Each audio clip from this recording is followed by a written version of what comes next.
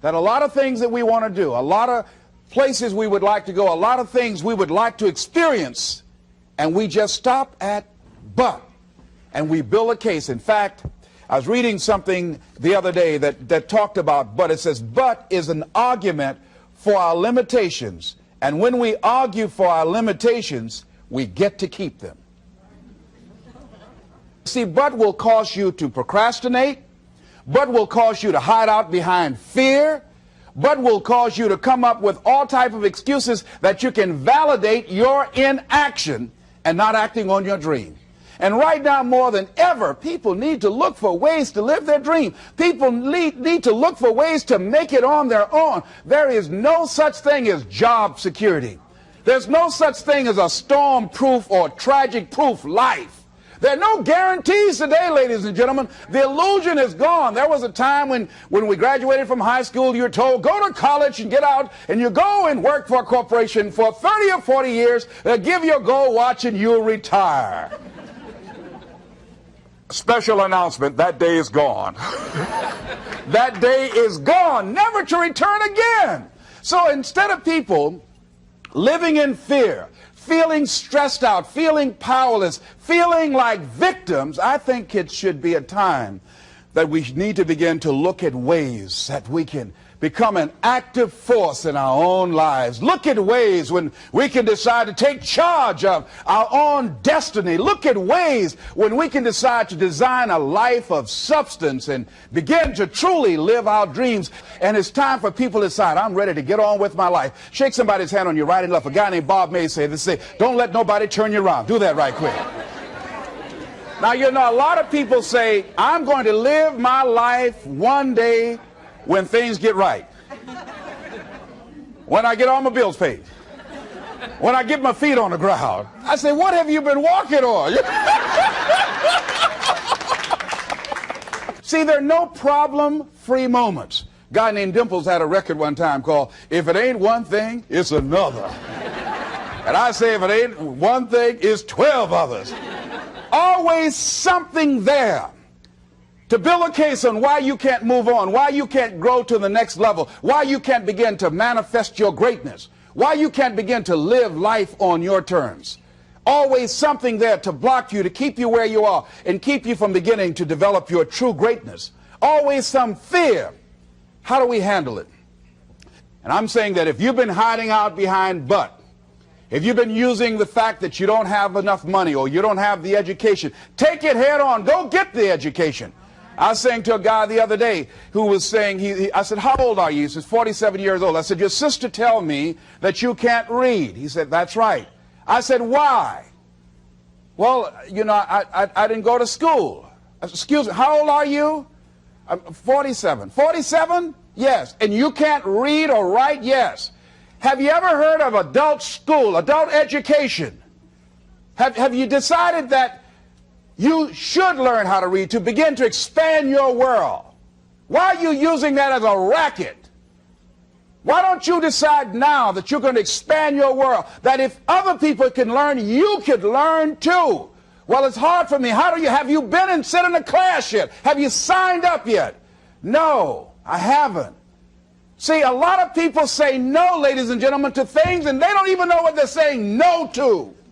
They haven't even challenged themselves. He hasn't even gone to sit into a class and say, teach me how to read. Instead, it's been easier for him to go through life, he thinks, trying to play a whole con game, pretending he knows how to do something that he doesn't know how to do. And you know what?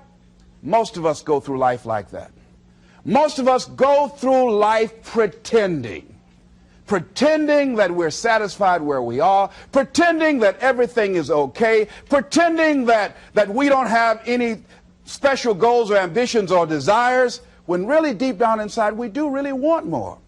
But if you look at our behavior, if you judge based upon what we do, that really will tell you some true stories about people, because you have to judge a tree by the fruit it bears, not the fruit that it talks about. See, a lot of people pretend that they want more out of life, but all you have to do is watch their actions. That will tell you something. So I used to pretend that I wanted to lose weight, but how could you tell I was pretending? Watch me when I have a piece of sweet potato pie. Let me get within walking distance of some peanuts, some potato chips. See, I was pretending that I really wanted to lose weight. No, you just watch what I eat. I tell you what I'm seriously committed to. People tell you, oh yeah, one day I want to have a restaurant. See, they're pretending they want to go into business for themselves. They're not serious. How can you tell, Les? Watch their actions. Watch what they're doing. The proof is in the pudding. So if you want to do something, if you thought about something you want to do, take it head on. Decide that you're going to start looking at it, start doing research on it, start tackling it, start becoming involved in whatever and wherever it might lead you to begin to explore the possibilities in that particular thing that you're seeking so that you can begin to learn all you can about it. Decide that you're going to face it, that whatever shortcomings you have, that you're going to strengthen yourself there. Whatever training that's required, that you're going to go get that training, that you're going to get started right now. And George Washington Carver would say, do what you can, where you are with what you have, and never be satisfied. S.B. Fuller used to say, and you heard Joe Dudley talk about, always strive to be more than that which you are. Yeah, don't get satisfied with yourself. Always know that wherever you are, you can enjoy more, that you deserve more. But most people, you know what they do? Most people go through life quietly and safely, tiptoeing to an early grave. Find out what it is you want, and go after it as if your life depends on it. Why? Because it does. People that have found their passion, people that found the things that they love, people that have found the things that they can pour their lives into, those people live longer. I was in New York and I had to do a seminar at a special church, and a guy by the name of Reverend Johnny Youngblood. And I said, how is it that you were able to build this big housing facility and got all of the various community and religious groups together to have this dwelling for 2,000 residents that were once homeless? How were you able to take on this responsibility? Wasn't it overwhelming? He said, the kind of work I do, he said, it's in me. I've got to live what's in me. And I think that's everybody's desire in life. You got to live what's in you. Life is just too short and unpredictable. But what do we say? But there'll always be tomorrow. Oh no. There's no guarantees you're going to show up tomorrow. There are a lot of people who were here yesterday that they're not here today. There are a lot of opportunities that were around yesterday. They're not here today. Oh, you can wait, but you know what Abraham Lincoln said? Well, good things might come to those who wait, but only the things that have been left over by those who hustle. So who want to go through life picking up leftovers? You deserve much more than that. The leftovers is somebody has left you. So take it head on, begin to explore it. Here's something else. Decide to do it now. Decide whatever you want to do, that you are now going to become actively involved right now, exploring the possibilities for you. That you're going to look at it and do just a little bit of it right now. When I decided to become a speaker, I didn't just quit my job and just ran out and say, I'm a motivational speaker. No. What I did was I decided to start looking at other people that were involved in the speaking profession. I volunteered to work with some speakers so that I could learn. Whatever you want to do, get your feet wet. Gain some experience doing some volunteer work in the area and find out whether or not this thing you want to do will fit for you. A friend of mine told me he wanted to have a restaurant. I said, have you ever operated a restaurant before? He said, no. I said, well, really, you don't even know if you want one. I said, what's your expertise? What do you bring to the table? He said, I can cook real good. I said, well, what about the management side? What about the business part of the restaurant? You're not going to be cooking all the time. Somebody's got to receive the money. Who's going to manage the personnel? He said, you got it right. You got a point there. So this guy got a job in a restaurant in the evening time on a part-time basis. After doing that for a while, he said, you know what? I think I just want to be a chef. He said, after working there, people didn't show up to work. He said, it's hard to find the help. People weren't responsible. The headaches, the guests were just giving him problems day in and day out. They weren't ever satisfied. He said, no, I just think I'll stick to cooking. See, you got to find out what fits for you. Because you might decide that after you go up in there and examine it and experience it and get some experience under your belt on it, well, you say, this is really not what I want. This does not fit for me. So decide that you're going to do that. Now, John H. Johnson said something that's very important. He said, there's no defense against an excellence that meets a pressing public need. See, whatever you decide to do, look at it and find out what is it that I have that I could bring to the table that can begin to enable me to ensure that I could be successful in this. Where is the opening for you? There's room for you out here in the arena called life. There's room for you to come out and live your dream. Don't allow but to keep you in the corner, keep you up in the bleachers, looking at life, being a spectator, not being a participant, making a difference in life. I believe that all of us came here with something. All of us showed up to give something, and that nobody's going to give that service that you have to give. No one's going to produce your product. No one's going to write your book. No one's going to open your academy. No one's going to begin to create your daycare with a special curriculum to help to cultivate the high self-esteem in our children. That's your idea. And if you don't bring your idea out here, when you die, all of us will suffer because we've been deprived of your genius because you allowed but to keep you in the bleachers and not pursuing your greatness. You take it to your grave with you. And that's what most people do. I think that's why the guy said that many people die at age 21 and don't get buried until they're 65. They're walking dead. You can tell them by the way they walk. How they look in the face. When they speak to you. I was giving a speech in this high school, and a lady came after school. She said, "Mr. Brown, I want to talk to you about my son." I said, "What is it?" She said, "He's not motivated."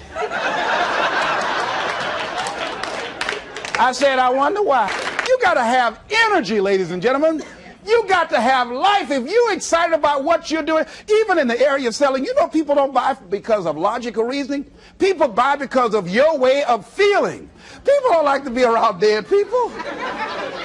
No, let the dead bury the dead. No, keep them away from you before they grab you and want to hold on to you or something.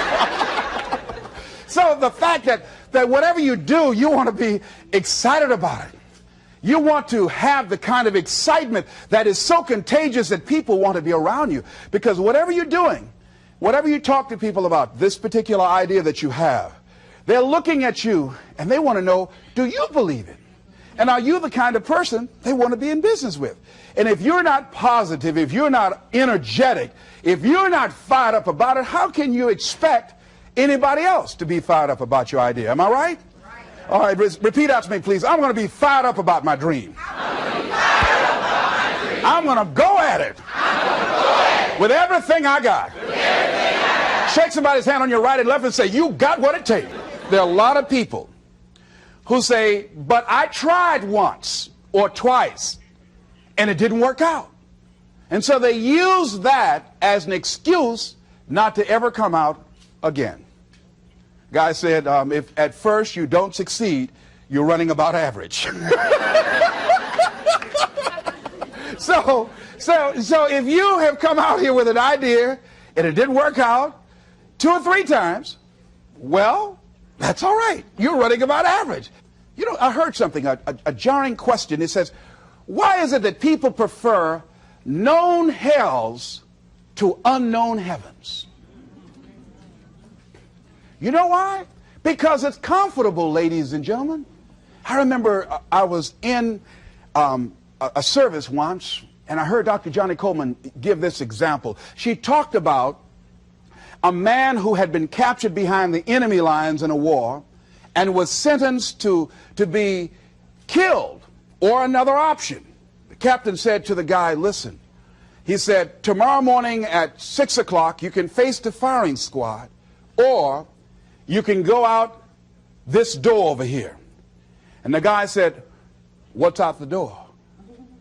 He said, "No one knows. All we can tell you is just unknown horrors." He thought, and the next morning he selected the firing squad.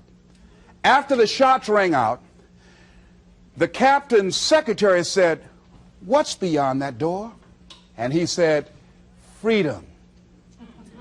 But very few people would select to do it because it's unknown. See, a lot of people never live their dreams. A lot of people never do the things they want to do. A lot of people stay on jobs where they're miserable. I read an article called, "Is Your Job Making You Sick?" A lot of people, some of y'all know about that already here. So go on and say amen, it's all right.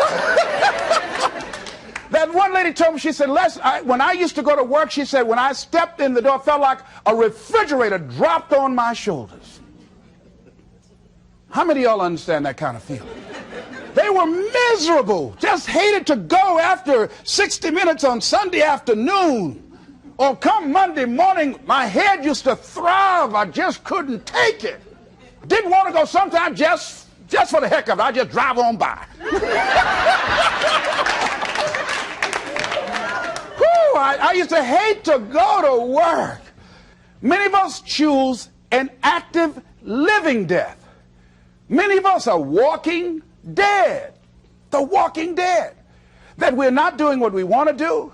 Many of us stay in relationships where we're dying together rather than growing and expanding and living together. We're miserable, but because we don't have the courage to see ourselves beyond that relationship that has turned toxic, we go through life living dead people. And you can always tell couples that have been together for a little while. Go in a restaurant, the ones sitting side by side, giggling and talking to each other, feeding each other with their fork and spoon, they just got together for 1 week.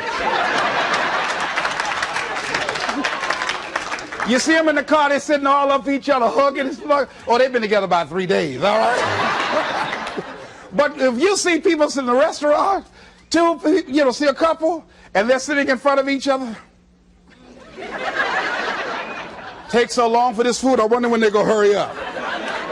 Those are the married ones.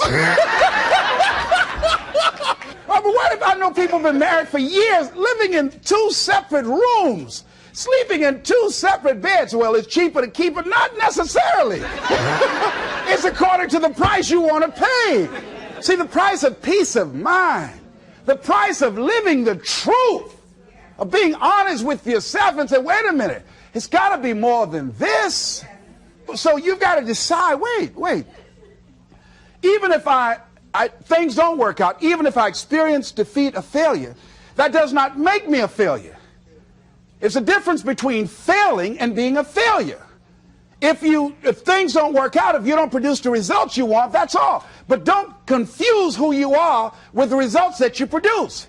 I used to be a state legislator in Columbus, Ohio. And I remember once I was going to introduce some legislation on the floor, and after getting that legislation passed, a guy came up behind me, and he had some legislation that I opposed him on that. And I was about to stand up to debate this guy, and the guy next to me said, excuse me, don't debate that guy. Why? Do you know who that is? I said, no. That's Will Konsky from Toledo. That's a bad dude. He's a lawyer, Les. That man can debate. I don't care. I'm Les Brown, Mamie Brown's boy.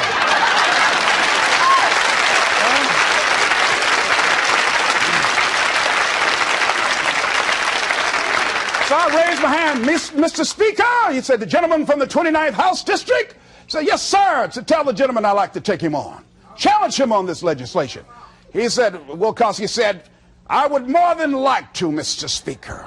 Everybody would say, whoa. I asked him some questions. He responded.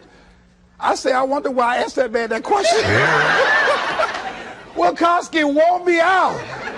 I mean, I was so embarrassed, I just limped back to my room with my yes, I can attitude. However, here's what I learned. When you win, see, if I win a debate, I win because of what I know. When I lose because what I don't know. So I had to check out, what is it that I did not know? I wasn't prepared. I did not do enough research. I did not do my homework. So he handled me like he wanted to. So I came back again. I waited on some other legislation, did my homework, but he was more than able to take me out again. But pretty soon, each time it would take him, it would become a little bit more difficult and a little bit more difficult. And the older guy said, would you argue in behalf of this legislation for me? I said, sure. I started volunteering to do work in the legislative committees for the older guys. I said, absolutely. And the more I did it, the better I became. And then people began to start respecting me. And when I would ask and say, Mr. Speaker, I'd like to speak on that bill, some guys' lips start trembling and stuff, like Jimmy. Wait a minute, is there anything wrong? Do we have a problem? If you want something out of life, if you want to change yourself, if you want to acquire something, if there's some goal that you want to reach, that is really not easy as some people will make us feel. that living your dream, changing your behaviors, overcoming negative habits, it's challenging. It's hard. Most people go through life never discovering what their talents are. Most people never develop their talents. They have skills and abilities, but if you don't nurture them, if you don't develop them, they will never serve you. Your gifts can take you many places if you develop your gifts. Most of us don't like to do those things that come easy to us. I've always loved to talk to people. I decided, taking this advice, to develop my skills as a speaker. And my gift has developed and it's taken me many places.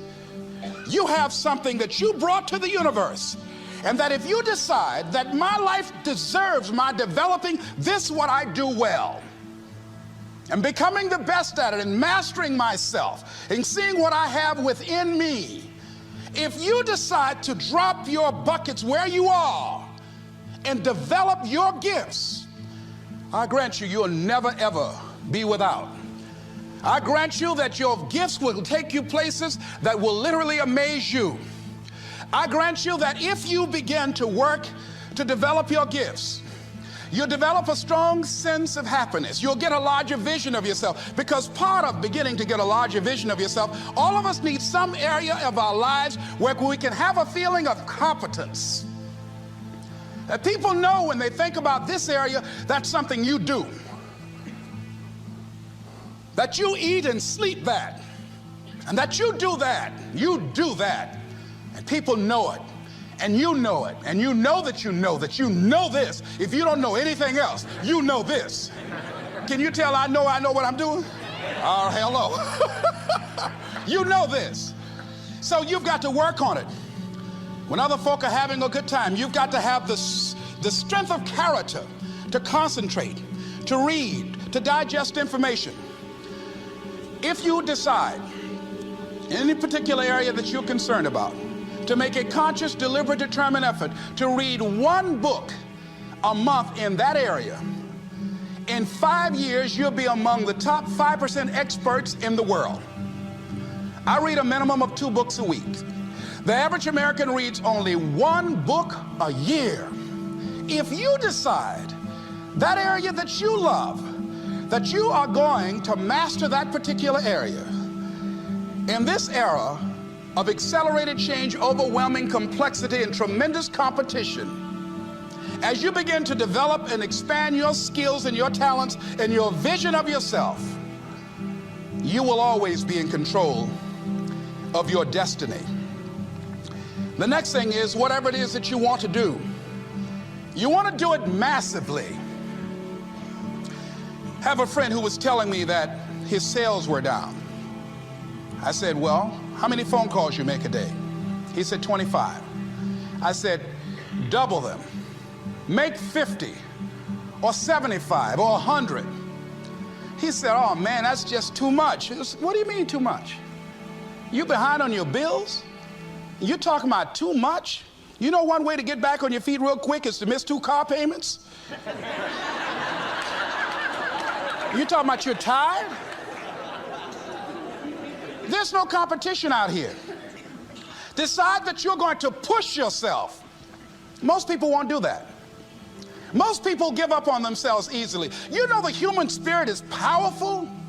There's nothing as powerful. It's hard to kill the human spirit. They asked Benjamin Disraeli, a man who became the head of a country at a time when Jews were not allowed out after 10 o'clock. They said, how did you do it?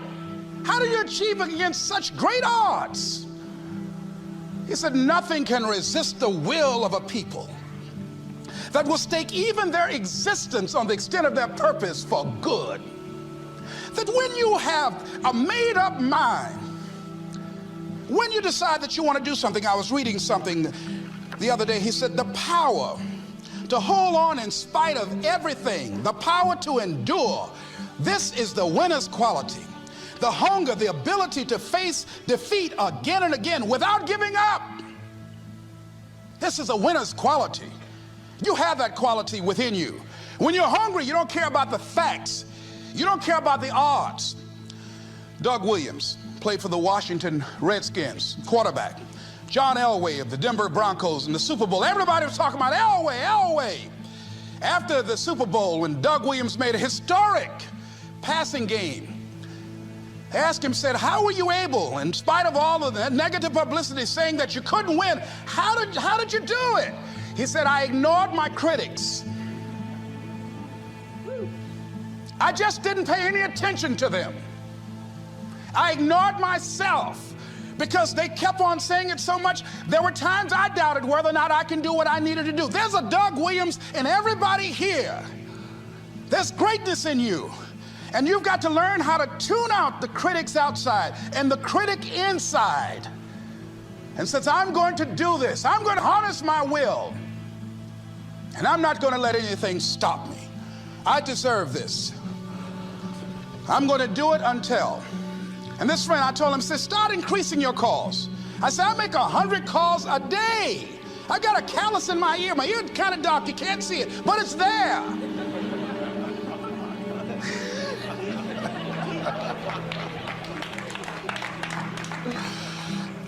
His sales have increased. He's working harder now. The other thing is that if you want something, you have got to be relentless. You've got to learn how to become resourceful. You've got to learn how to become creative. When crises strike in your life, and in the Chinese language, crises mean danger, but it also means opportunity.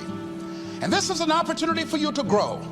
And you've got to be so relentless, regardless of what comes down the pike, that you're always looking for a way to get over, always looking for a way that you can break through, always looking for a way that you can win, always looking for a way that you can strike a telling blow. And pretty soon, I think there's some people watching us in the universe that say, wait, let's call a meeting over here. You know that guy Mustafa? Look at him down there. He won't stop. Just that fool don't know he can't get over. Look here. Why don't we do this? Let him go and let's mess with somebody else. Shit. Let him go on through.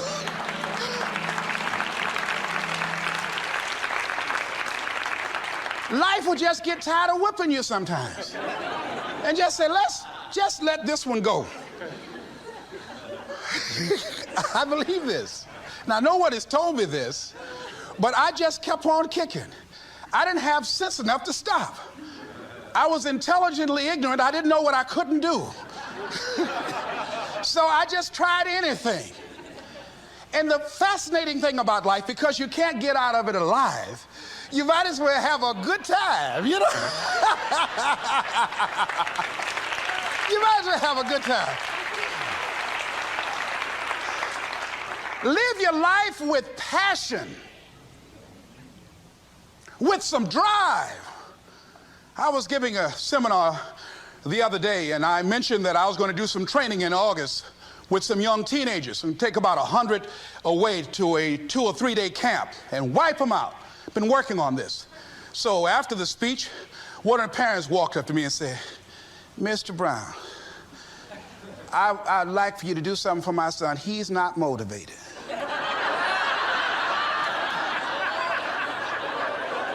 I said, I wonder why.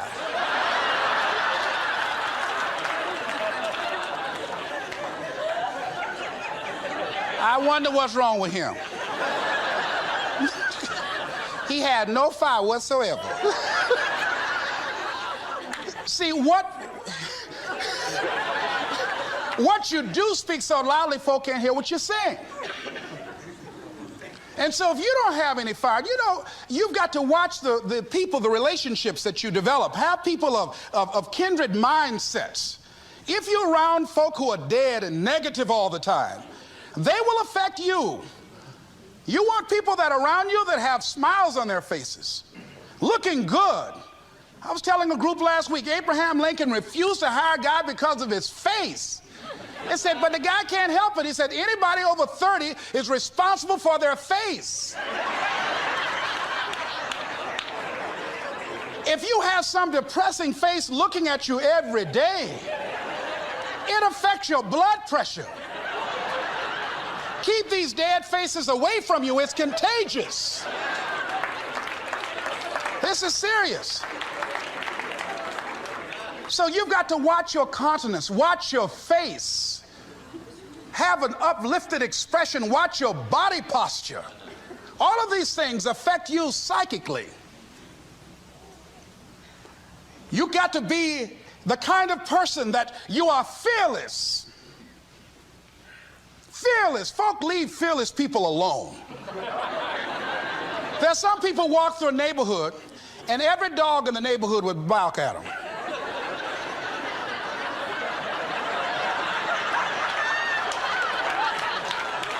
But there's some people come through and ain't nobody gonna mess with this.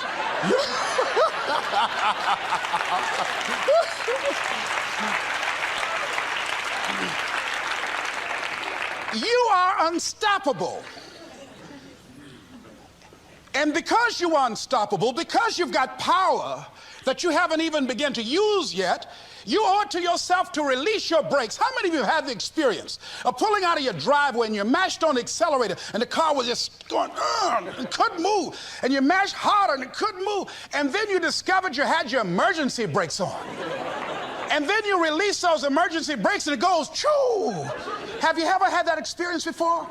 Most of us go through life with our brakes on, holding back, not giving all that we have, not sharing all of ourselves. Most of us go to our graves still holding on rather than releasing it. What are some of those things that keep us from releasing it? Because of past experiences, past defeats, past pain. We look back, well, it didn't work out then. It probably won't work out now. Many people get confused their performances with who they are. I was reading Pat Riley, the coach of the Los Angeles Lakers.